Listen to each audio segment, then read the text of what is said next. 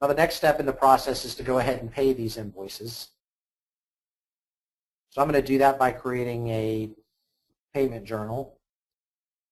I'm going to give it today's date. We're going to make this a payment.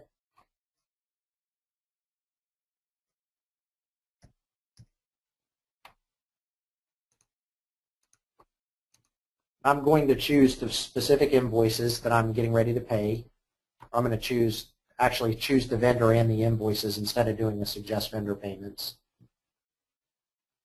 So we'll pick Plunger Lift Systems, and I'll click Apply Entries. It'll show me all the open invoices for Plunger Lift Systems, and here's the one that we just processed right here. So we'll go ahead and assign that invoice as one that we're getting ready to pay. We can see here that it automatically brought that invoice so that now we can review the invoice here alongside our payment journal record before we post this payment. We'll also generate a second payment, and this time we'll create it for JWS of Colorado, and we actually have a couple of invoices that we can pay here. So we'll use this one and this one. So now when we go over here, we can see that it actually includes all the invoices that we're getting ready to pay.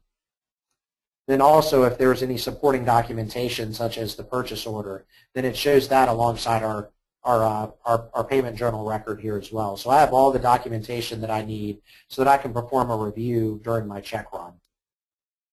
So finally, I'm going to go ahead and post this payment.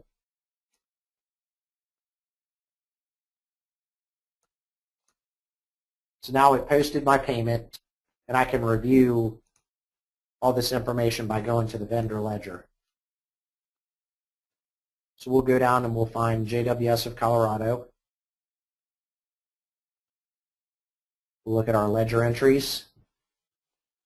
Here, if I click on the individual invoices, then you'll see it just shows me the documentation that goes with that specific invoice. But if I click on the payment, then we see a view that's very similar to the view we saw in the payment journal that includes all the invoices that were part of this payment, as well as any supporting documents that went with those invoices.